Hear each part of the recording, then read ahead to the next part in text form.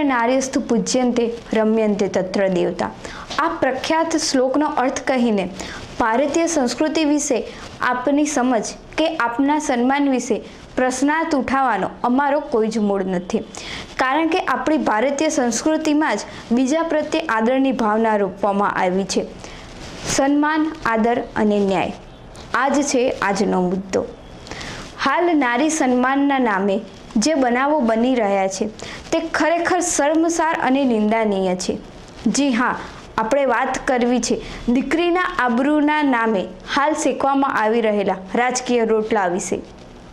દરેક રાજકીય, સામાજિક કે કોઈ પણ જ્ઞાતિના લોકોએ આવા બનાવમાં પીડિતાને ન્યાય મળે તે માટે લડત આપવી જ જોઈએ, અથવા તો આ લડતમાં જે લોકો લડત આપી રહ્યા છે તે લોકોને સહયોગ આપવો જોઈએ. જ્યાં સુધી આવા દુર્ભાગ્યપૂર્ણ બનાવ કે તેમાં ખેલવામાં આવતા રાજકીય ખેલ વિશે વાત કરીએ. આજે ભાજપની સરકાર છે, પહેલાં કોંગ્રેસની સરકાર હતી.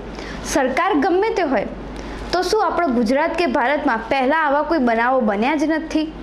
પરંતુ આવા બનાવો સમયે રાજકારણીઓ કોઈ પક્ષ, સરકાર કે સમાજને અલગ મૂકી પીડિતોને ન્યાય મળે તે દિશામાં આગળ વિચારે તો લોકોની નજરમાં બદનામ રાજકારણની તેઓ સારી છબી ઊભી કરી શકે અને કહેવાતા આ રાજકીય આગેવાનોને સમાજની સેવા કરવાનો મોકો મળે છે.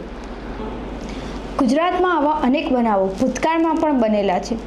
જોકે વાતની વિસરી જવી એ આ લોકોની આદત છે, પરંતુ યાદ રહી જાય તેમાંની એક બાબત એટલે કોંગ્રેસના ગુજરાત પ્રદેશ પ્રમુખ ભરતસિંહ સોલંકીના પત્નીએ જ્યારે ભરતસિંહ સોલંકી ઉપર બળાત્કાર અને અય્યાસીબાજીના આરોપો મૂક્યા ત્યારે પણ વાત તો નારી સન્માનની જ હતી ને.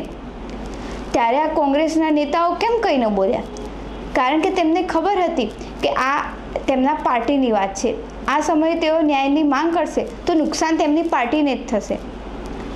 પરંતુ જો આ જ વાત સામેવાળી પાર્ટીની હોત તો કદાચ તે લોકો ન્યાયની માંગ ઉઠાવત, કારણ કે ન્યાયની વાત કરવામાં પાર્ટીને નુકસાન થશે અને વિરોધ પક્ષના સાથ આપવાથી તે લોકોની પાર્ટીને તેમને ફાયદો થશે. જ્યારે વિરોધ પક્ષના વ્યક્તિના સંદર્ભે આવો કોઈ બનાવ બને ત્યારે વિરોધ પક્ષમાં સાથ આપવાથી પાર્ટીને ફાયદો થશે. અને આજે આ વાત કરવાનું કારણ પણ છે, અને તે છે હાલમાં જ વાયરલ થયેલા રેશમાબેન સોલંકીનો વિડીયોને. તો ચલો સૌથી પહેલાં આપણે વાયરલ થયેલો તે વિડીયો જોઈએ. હું રેશમા ભરતસિંહ સોલંકી, હું પણ પાટીદારની દીકરી છું. પરેશભાઈ, પ્રતાપભાઈ, વિરજીભાઈ ઠુમર, જેનીબેન મારી ઇજ્જત અને આબરૂ ભરતસિંહ સોલંકી લૂંટી રહ્યા હતા ત્યારે તમે કેમ મૌન હતા? મેં તમારી પાસે ન્યાયની ભીખ માંગી હતી, પણ તમને ત્યારે સમાજ દીકરીના સ્વાભિમાન કરતા તમારું અભિમાન વહાલું હતું. આજે પણ હું તમારી પાસે ન્યાય માટે જ આવી છું. તમારા પક્ષના નેતા દમન આચરે ત્યારે મૌન થઈ જાવ છો, પણ આજે તમે જાગ્યા છો તો મને આશા છે કે માવડીઓ અને બહેનોનો ભાઈલો બનેલા પરેશભાઈ તમે અમને ન્યાય આપશો, કે પછી માત્ર રાજકીય લાભ ખાટકવાનો હોય ત્યારે જ જાગો છો અને ઢોંગ કરો છો? આ પાટીદારની દીકરી તમારી પાસે ન્યાયની ભીખ માંગે છે. જેનીબેન, તમે સ્ત્રી સશક્તિકરણની વાતો કરો છો તો તમે મહિલા પ્રેસિડેન્ટ રહી ચૂક્યા છો. જે તે ટાઈમે પ્રેસિડેન્ટ હતા, એઝ અ મહિલા પ્રેસિડેન્ટ તરીકે તમે મારો સંપર્ક કરવાનો પ્રયત્ન કર્યો છે? તમે નથી કર્યો. તમે કોઈ હાલચાલ નથી પૂછ્યા, તો આજે કેવી રીતે તમે જાગી ગયા છો? એનો જવાબ મને આપો. હું 24 કલાકની અંદર અમરેલીમાં રાજકમલ ચોકમાં પહોંચું.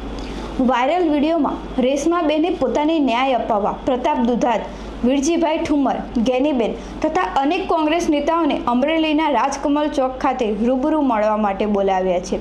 હવે જોઈએ કોણ કોણ જાય છે રેશમાબેનને ન્યાય અપાવવા અમરેલીના રાજકમલ ચોક ખાતે. મને 100% ખાતરી છે કે કોઈ નહીં જાય, કારણ કે ત્યાં જવાથી પાર્ટીને નુકસાન થશે અને વિરોધ પક્ષમાં સાથ આપવાથી પાર્ટીને ફાયદો. પાયલબેન અને રેશમાબેન બંને ગુજરાતની સન્માનનીય દીકરીઓ છે, એક જ સમાજની બંને દીકરીઓ છે અને ન્યાયની હકદાર તો આ બંને દીકરીઓ છે ને.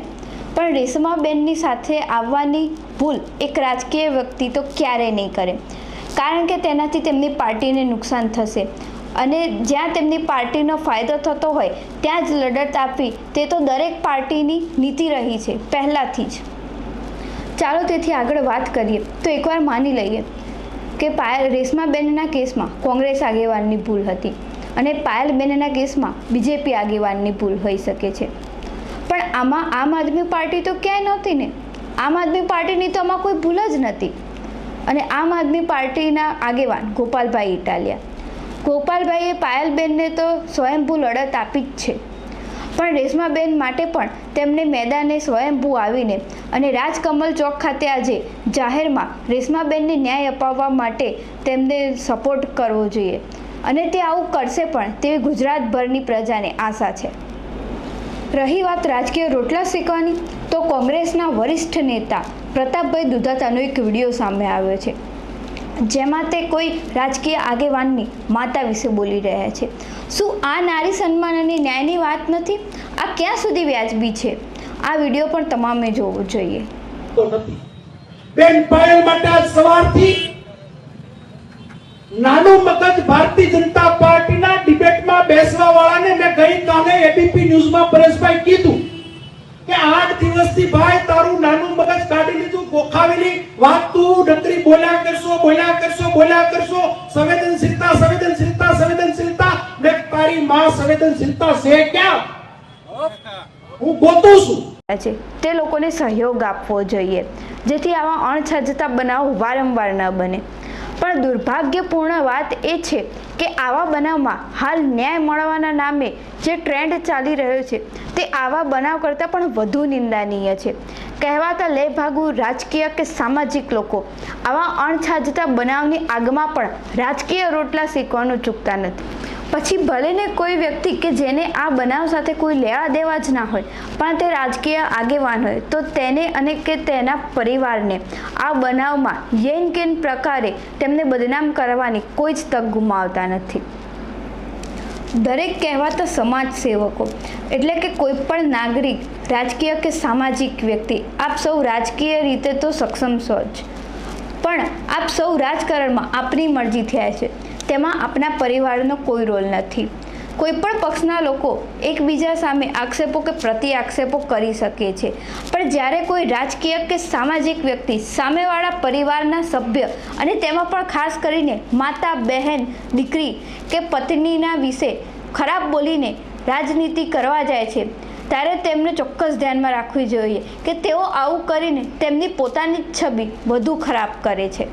ટૂંકમાં કહીએ તો આ ન્યાયની લડતને રાજકીય લડત બનાવવા અથવા તો આમાં રાજકીય રોટલો શેકવા કરતાં રેશમાબેન અને પાયલબેનને ન્યાય કઈ રીતે મળે તે દિશામાં આગળ વિચારશો તો તેનાથી તમારા રાજકીય પક્ષને ફાયદો થશે અને પ્રજાનો થોડો ઘણો ક્ષોભ પણ ઓછો થશે.